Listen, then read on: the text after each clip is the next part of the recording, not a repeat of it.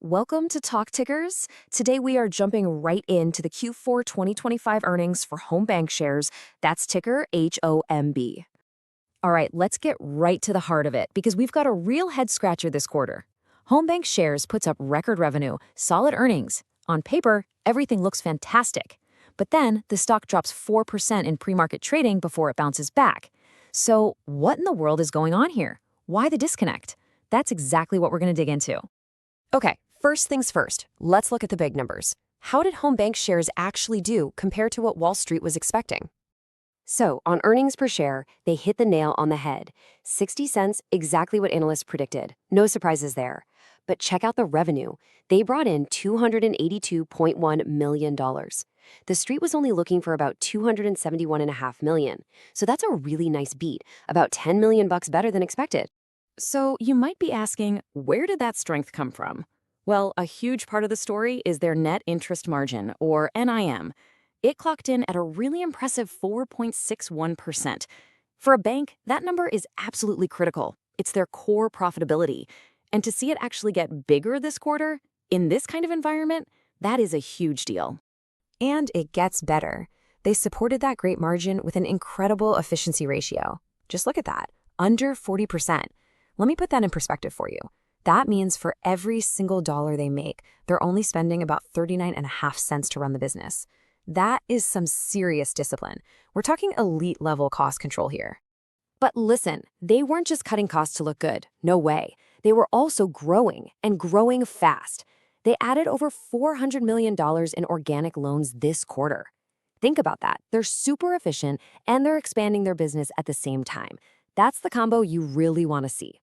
So yeah, a really strong quarter. Let's just quickly break down what made it all tick. It really comes down to three things. First, their margins held up incredibly well. Even with pressure on what they earn from loans, they got smarter with their deposit costs, which really protected the bottom line. Second, that amazing efficiency we just talked about. And third, they were firing on all cylinders with loan growth, from their community banking side all the way to their specialized finance groups. Okay. The numbers are great, but honestly, they're only half the story. If you really want to get what Home Bank Shares is all about, you've got to hear from the man himself, Chairman John Allison. And wow, he did not hold back on the earnings call. Allison just came out swinging.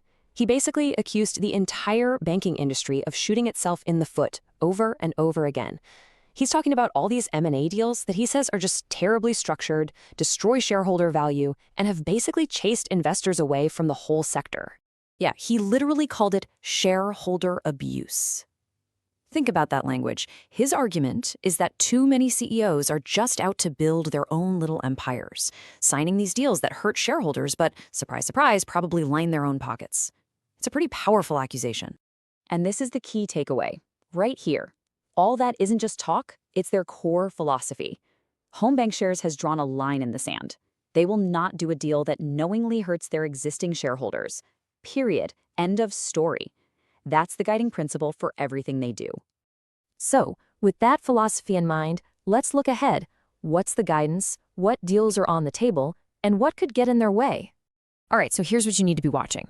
Three big things. First, they've got the Mountain Commerce acquisition. That deal should close in the first half of 2026 and gets them into the Tennessee market. A big step. Second, keep an eye on that net interest margin. Management's playing it safe, saying it'll be flat, but they have a bunch of high-yield loans that are about to reprice. That could be a nice little surprise to the upside. And third, you've got the stuff they can't control, the broader sector noise, like regulators talking about capping credit card rates. That kind of thing can drag down even the best bank. So you might think after that whole speech about bad deals, they'd be sitting on the sidelines, right? Nope. The chairman said they are absolutely on the hunt for another deal this year. But, and this is a huge but, it has to be the right deal. It has to fit their strict, non-dilutive rules.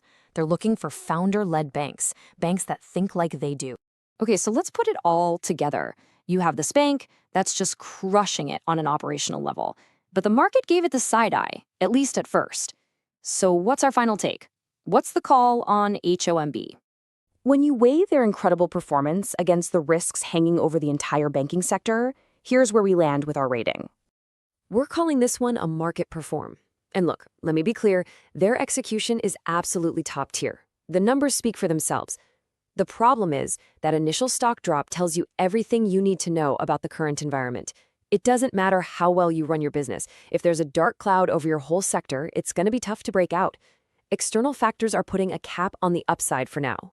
So, what's next? For Q1, we actually think they'll beat earnings expectations again, probably just slightly as that strong margin carries over. But for the stock price, we see it trading in a range, kind of stuck, until that MCBI deal is officially done. That'll be the next real catalyst. Now, for a fun, outrageous, but plausible trade idea, how about a pairs trade? You go long HOMB and you short the regional bank ETF, the KRE. What you're really doing is betting on John Allison. You're betting that his discipline will win out and that HONB will outperform a sector that, in his own words, is committing shareholder abuse.